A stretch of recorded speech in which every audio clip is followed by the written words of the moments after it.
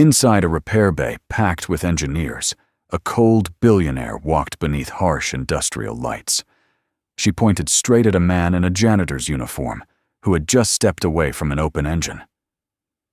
"You think you have the right to touch that?" The room went silent, but she did not know this man had just revived the engine after every senior engineer had failed. She ordered him fired on the spot, never knowing she had just dismissed the man who designed every race car her company built. How could such a secret hide inside her empire?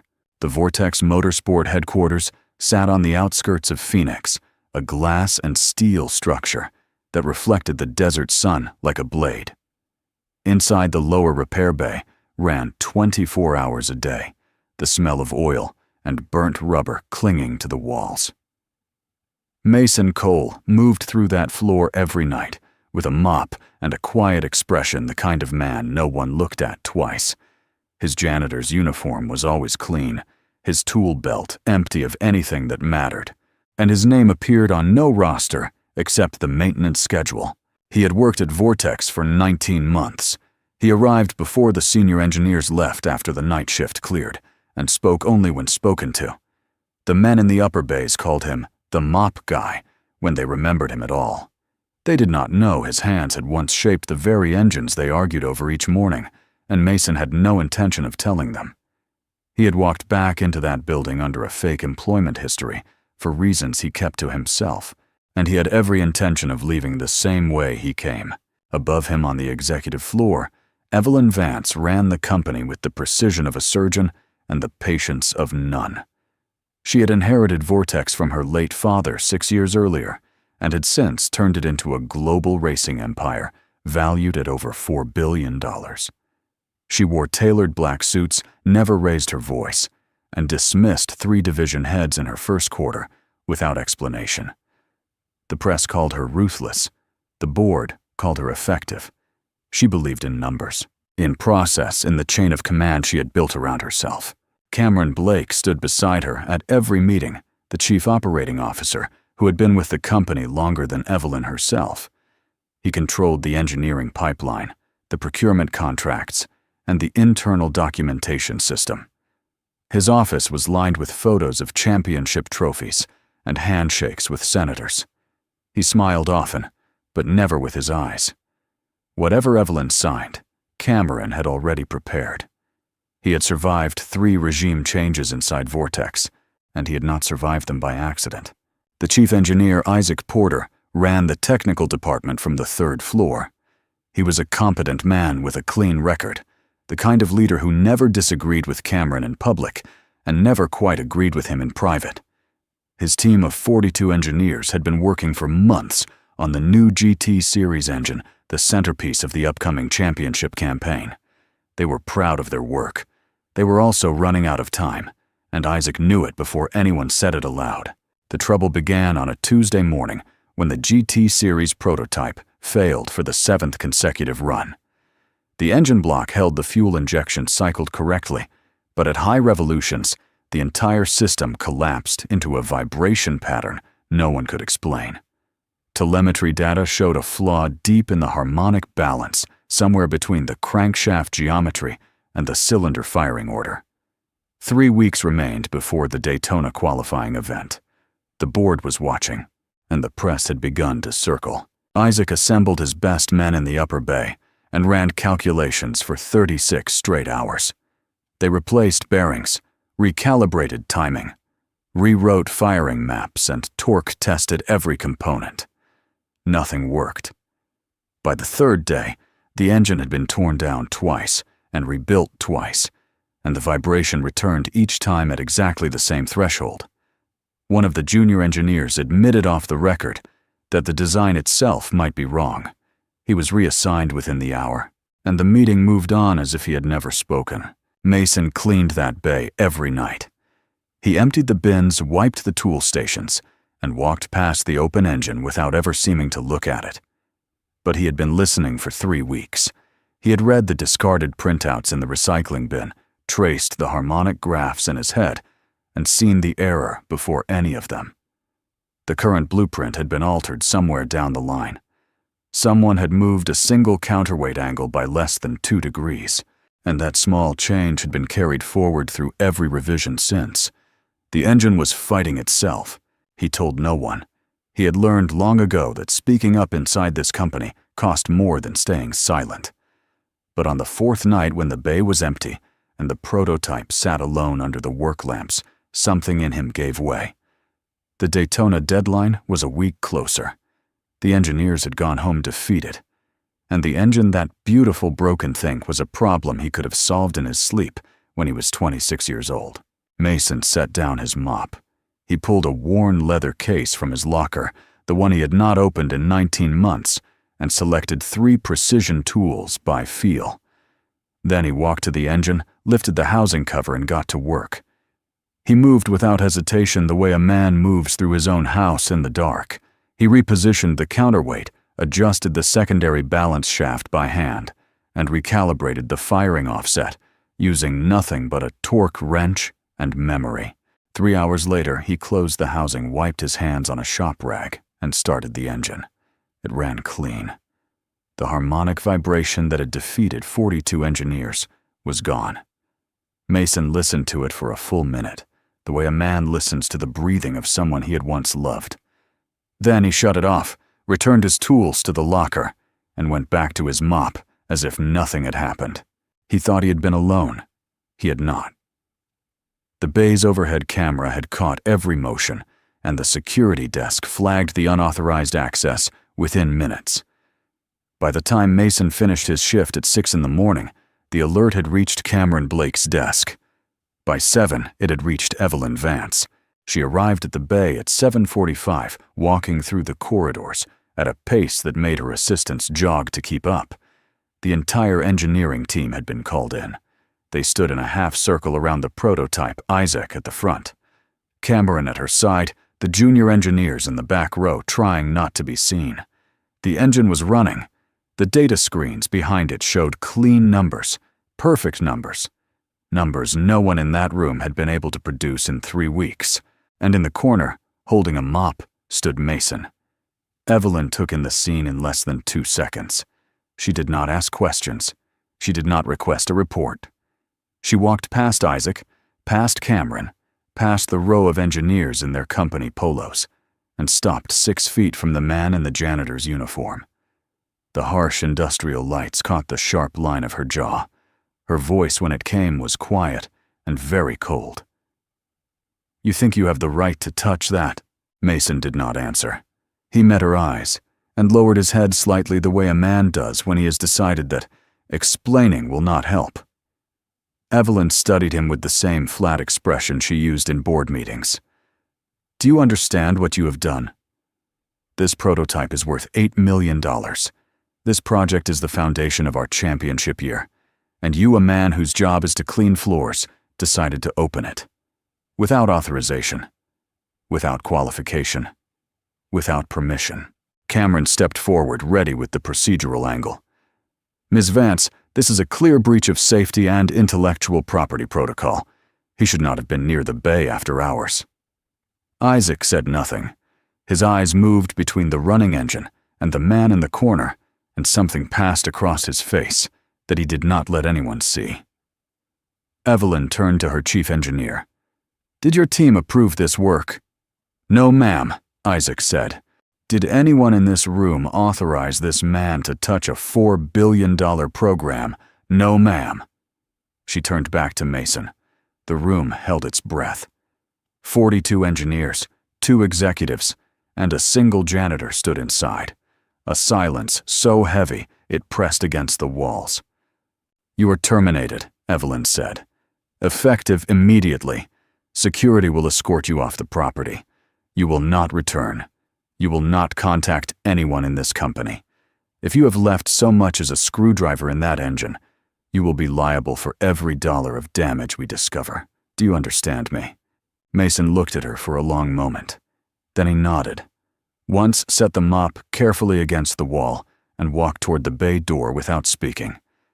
2 security officers fell in behind him. He did not look at the engine.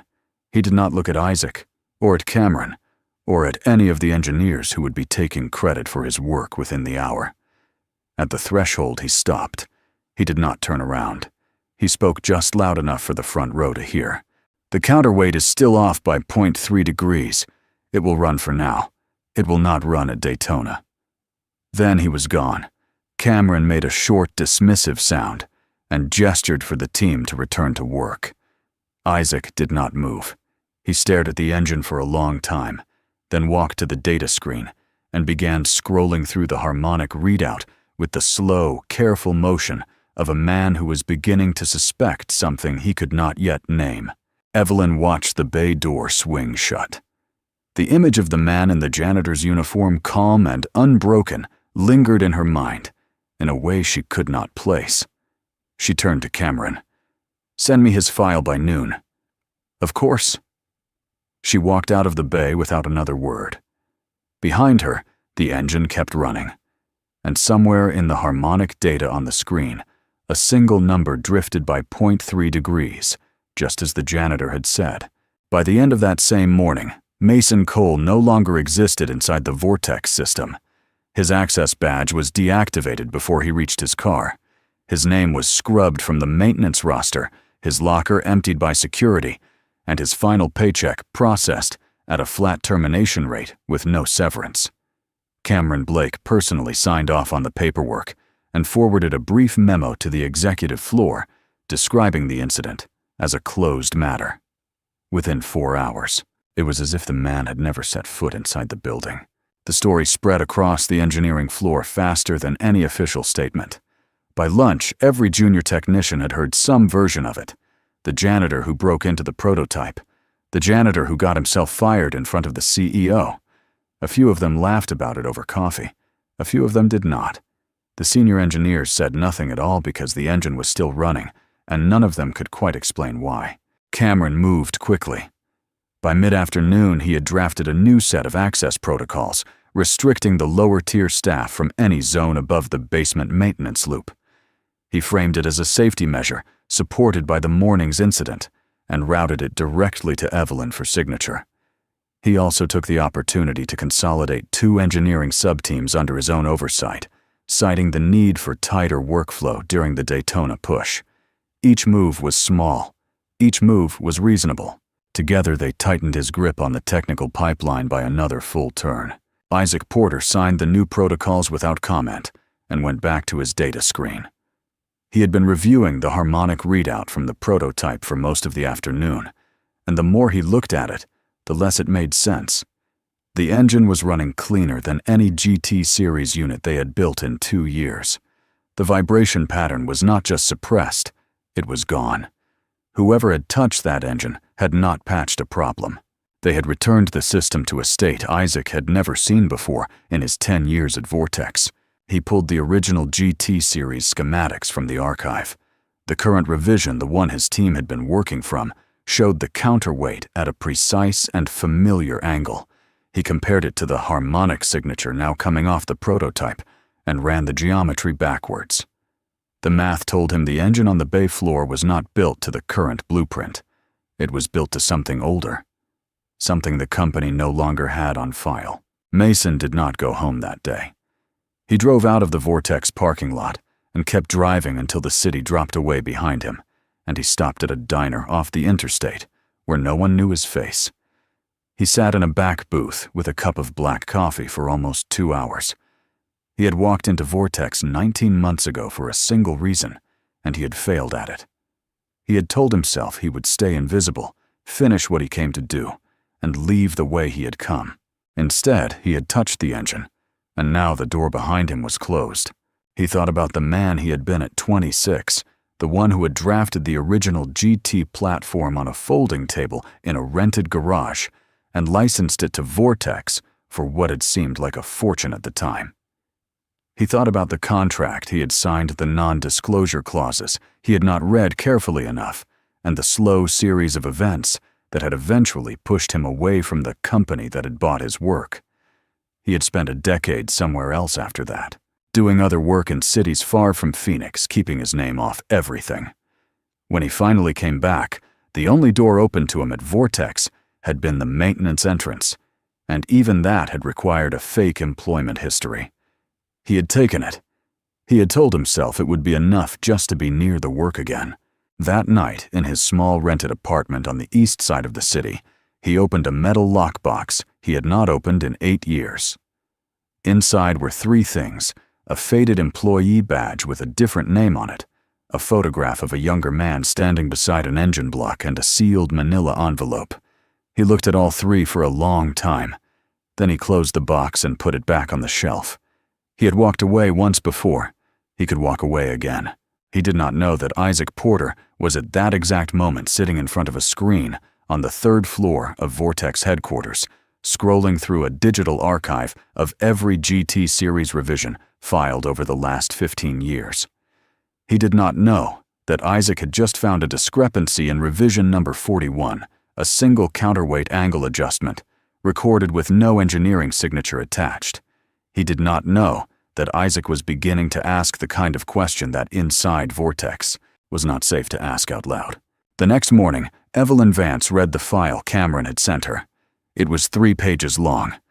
It described Mason Cole as a maintenance worker hired through a third-party staffing agency with a clean background check and an unremarkable employment history dating back roughly 2 years.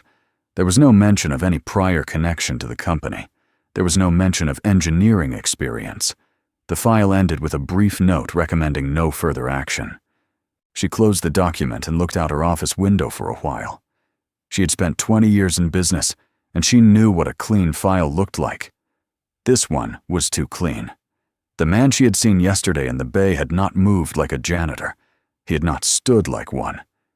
And he had spoken about a 0.3-degree counterweight error with the calm certainty of someone who did not need to check his work. She did not say any of this to Cameron. She simply asked her assistant to pull the original third-party staffing contract and the agency's verification records, and to do it without going through the COO's office. The records did not arrive that day. They did not arrive the next day either. The staffing agency, when contacted directly, took a strange amount of time to respond. When the verification finally came through, 2 of the 3 reference numbers were no longer in service, and the 3rd belonged to a company that had been dissolved 4 years earlier. Evelyn read the report twice. Then she opened a separate inquiry into how Mason Cole had been onboarded, and routed it through legal instead of operations. On the 4th day after the firing, the prototype failed again. It happened during a high-load test at simulated Daytona conditions. The harmonic vibration returned at the upper rev range exactly as Mason had said it would, and the engine seized within 90 seconds. Isaac stood in front of the data screen and watched the failure pattern bloom across the readout, and he understood that the man they had escorted out of the building had been telling the simple truth on his way through the door. He went to Cameron's office that afternoon with a single printed sheet. The sheet showed 2 harmonic curves laid over each other. One was the prototype's failed run from that morning. The other was a curve from an archived GT series test from 14 years earlier, the very first championship engine the company had ever produced. The 2 curves were nearly identical, except that the older one was clean, where the new one collapsed. The difference between them was a single counterweight angle. Cameron looked at the sheet for less than 5 seconds before he set it face down on his desk. He told Isaac that the comparison was interesting but not actionable, that the archived data was unreliable, that the older engine had been built under different tolerances. He thanked Isaac for his diligence and said the engineering team should focus on fixing the current revision rather than chasing ghosts in the archive. Isaac nodded, took back his sheet, and left the office without arguing. He did not go back to his own desk. He went down to the records room in the basement, the one that held the original paper drafts from the company's early years, and he asked the clerk for the GT series founding documents. The clerk checked the system and told him those files had been moved into a restricted archive 3 years earlier, and that access required executive authorization. Isaac asked who had ordered the move. The clerk hesitated, then showed him the entry on the screen. The authorization signature belonged to Cameron Blake. That evening, Evelyn received an unscheduled visit from her chief engineer. Isaac brought no slides, no presentation, only the printed sheet and a brief account of his afternoon. He laid the comparison curves on her desk and explained in the flat, factual tone he used when he was nervous that the engine, which had run cleanly for those few hours after the janitor's intervention, had matched a 14-year-old design specification that no longer existed in the active system. He explained that the original drafts had been moved to a restricted archive. He explained who had moved them. Evelyn listened without interrupting. When he finished, she asked one question. "Do you have any idea who designed the original GT platform?" Isaac admitted that he did not. The founding designer's name had been redacted from every public-facing document he could find, and the internal records simply listed the project under a generic team designation. He had assumed, like everyone else in the engineering department, that it had been Cameron or one of Cameron's former associates. He no longer assumed that. She told him to go home, to say nothing to anyone, and to continue working on the current revision as if nothing had changed. After he left, she sat in her office for a long time with the comparison sheet in front of her. Then she opened her laptop and began searching the internal system for every document tied to the original GT platform. Most of them returned access denied. The few that opened had been edited within the last 3 years, every signature line scrubbed, every revision history truncated. The pattern was not subtle once she saw it. Someone had spent years quietly removing a name from her company's history, and the only person with the authority and the access to do it was the man who had stood beside her in the bay 4 days earlier and recommended she fire a janitor. She did not confront Cameron. She knew better than that. Instead, she made a single call to a private investigator she had used twice before, and she gave him 3 things: a name, a photograph captured from the bay's security footage, and an instruction to find out who Mason Cole had been before he picked up a mop. The investigator's preliminary report arrived 48 hours later. It contained 2 pages and 1 attachment. The attachment was a copy of an old contract between Vortex Motorsport and an independent designer for the licensing of a powertrain platform that would eventually become the GT series. The designer's signature on the contract was clear and legible. It read, Mason Cole. Evelyn read the contract 3 times. Then she set it down on her desk very carefully and understood that the man she had publicly humiliated and fired in front of 42 engineers was the man whose work had built every championship her company had ever won. She called the investigator back and asked him to pull every supporting document, every blueprint signature, every historical record that could prove the contract was genuine. He told her with the careful tone of a man who had seen this kind of thing before that most of those records appeared to have been altered or removed within the last 3 years. The contract she now held was, in his professional opinion, one of the only intact pieces of evidence left. The Daytona qualifying event was now 10 days away. The prototype was failing. The man who could fix it had been escorted off the property. The man who had erased him was sitting 2 floors below her, signing protocols that tightened his control of the company by the hour, and the legal proof of any of it was scattered, deleted, or buried inside an archive she could no longer be certain anyone was authorized to open. Across town, in a small apartment on the east side, Mason sat at his folding table and stared at the wall for a long time. He had told himself the night before that he could walk away again. The lockbox was still on the shelf. The bus station was 20 minutes from his door. But something held him in his chair. The engine was going to fail at Daytona. He had said so as he left the bay. And whether Vortex deserved his help or not, the work itself did. He did not know what he was waiting for. He only knew with a quiet and uncomfortable certainty that he was waiting. The decision sat on Evelyn's desk in the form of a single old contract. She had not gone home. The investigator's report lay open beside it, the lights of Phoenix stretching out through the office window behind her. The numbers in front of her were simple.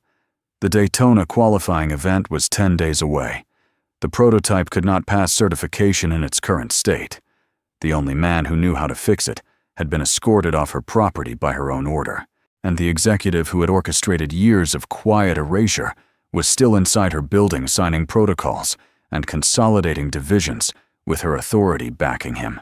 She understood with a clarity she had not allowed herself in 6 years of running Vortex that she had been the mechanism Cameron Blake needed to keep his secret buried. He had not lied to her. He had simply made sure she never had reason to ask. Her instinct for control, the same instinct she had built her reputation on, had become the wool behind which a deeper rot had grown undisturbed. By dawn, she had made her decisions. She called her general counsel at 5 in the morning and asked her to be in the office by 6:30 with the company's bylaws and the executive employment contracts.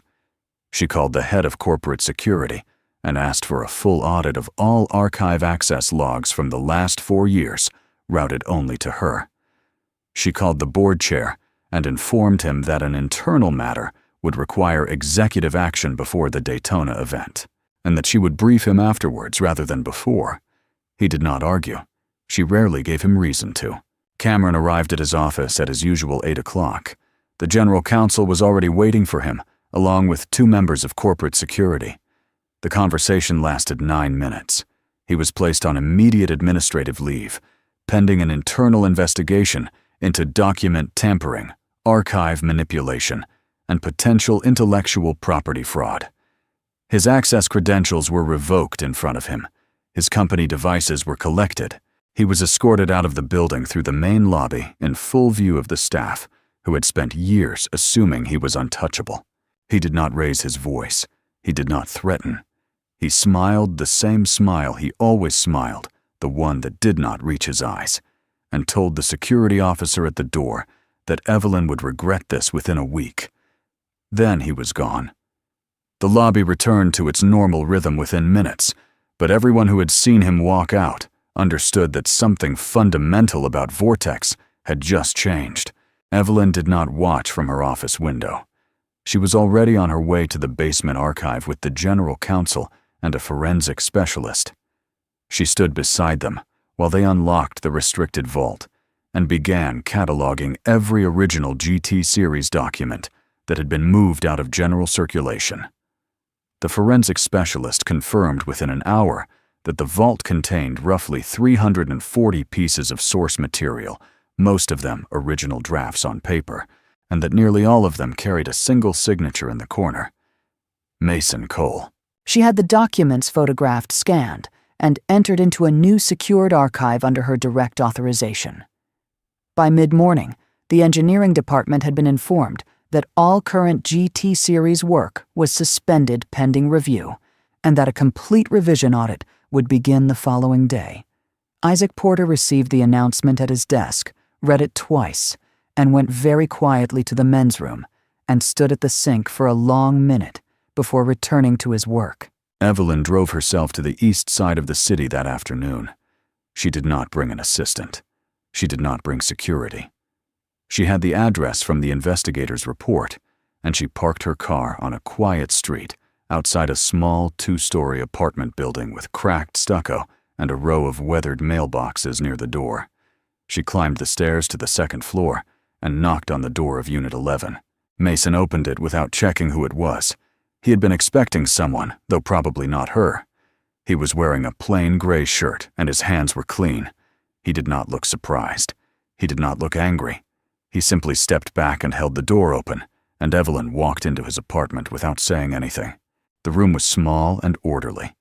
There was a folding table near the window, with a notebook open on it, a coffee cup beside the notebook, and a single drafting pencil resting on the page. Evelyn glanced at the notebook as she passed. The page contained a hand-drawn harmonic diagram, precise and elegant, the kind of diagram her engineering department spent days producing on million-dollar software. She sat down at the table without being invited. He took the chair across from her. For a while, neither of them spoke. The afternoon light came through the window in a flat, dusty band, and somewhere outside, a delivery truck reversed and beeped twice and drove away. "I read the contract," Evelyn said. Mason nodded once. He did not ask which contract. He did not need to. "I want to know why you came back," she said. "After all those years. Why come back as a janitor? Why work in your own building and let men who do not know your name take credit for your work?" Mason looked at the notebook on the table for a moment before he answered. I came back to see what they had done to it. I had heard the engines on broadcast.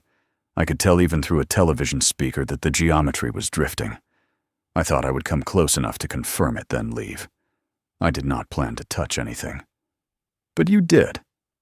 Yes. Why? He considered the question. His voice when he answered was even and unembarrassed, the voice of a man who had already had this conversation with himself a long time ago. Because the engine was going to fail at Daytona, and because I built it. A man does not always get to walk past his own work when it is breaking. Evelyn took that in. She had prepared a small speech on the drive over an apology, framed in the careful language of a CEO, acknowledging an institutional failure. She did not deliver it. The room did not seem to want it. Instead, she said, Cameron Blake was placed on leave this morning. The original drafts have been recovered. The board will be informed by the end of the week. I am here to ask you to come back to Vortex, not as a janitor, in the role that should have been yours from the beginning. Mason did not answer immediately. He turned the pencil on the page a quarter turn and looked at it for a moment. What role is that? He said. Whatever you want it to be. Chief architect, founding engineer. Whatever title makes the work possible. I am not going to dictate the terms. I am going to ask you what you need, and I am going to give it to you. He looked up at her. And the engineering team. The team will follow your direction. That is not what I asked. His tone did not sharpen, but it became more specific. I asked about the engineering team, the men in that bay. They have been working from a corrupted blueprint for years. They do not know what the original platform was. They do not know why the geometries are what they are. If I come back and simply hand them the corrected drafts, I will have fixed one engine and nothing else. The next time something drifts, they will not catch it, because they were never taught the foundation. Evelyn waited. I will come back, Mason said, on one condition. Every engineer in that department from Isaac Porter down to the newest hire goes through a complete retraining on the original GT platform. Not a seminar, not a workshop. A full ground-up rebuild of how they understand the system. They learn what it was designed to do, why each component sits where it sits, and what the tolerances mean. If they cannot pass, that they do not work on the GT series. That will take months. It will. We have 10 days until Daytona. Then Vortex will not race at Daytona this year. His voice did not rise. You can rebuild a championship. You cannot rebuild a foundation that has already collapsed once. I am not coming back to put a coat of paint on a wall that is about to fall down. Evelyn looked at him across the small folding table for a long moment.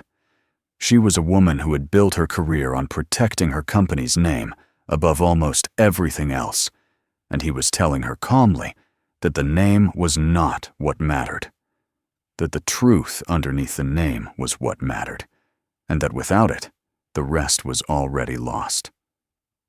All right, she said. He nodded once. That was the agreement. Vortex Motorsport withdrew from the Daytona qualifying event 4 days later. The press release was short and offered no detailed explanation. The financial markets reacted predictably. 2 board members called for Evelyn's resignation within 48 hours. She survived the vote by a margin of 1. The internal investigation into Cameron Blake expanded over the following months and eventually resulted in civil action that the company chose not to publicize. Mason returned to the building 3 weeks after the conversation in his apartment. He did not enter through the maintenance door. He walked through the main lobby in a plain shirt and was given an office on the 3rd floor, 2 doors down from Isaac Porter. The retraining program he had outlined began that same week. It ran for 7 months. 11 engineers left the company during that period, rather than complete it. The remaining staff finished the program and emerged, by Isaac's own admission, as better engineers than they had been when they started. Vortex returned to competitive racing the following season with a fully revised GT Series platform built from the original specifications. They did not win the championship that year. They won it the year after, and the year after that, with engines that ran cleaner than any the company had produced in a decade. Evelyn changed the way she ran her company. She stopped making technical decisions in boardrooms and started making them on the engineering floor. She sat in on retraining sessions. She asked questions she would once have considered beneath her. She learned slowly that authority built on control was not the same thing as authority built on understanding, and that the first kind could erase a man from a company's history without ever noticing what it had thrown away. In any system, technical truth matters more than reputation or power. When a person is judged wrongly because of where they stand in the social order, the entire system can quietly lose the foundation it was built on and never know what it has lost until the engine begins to break.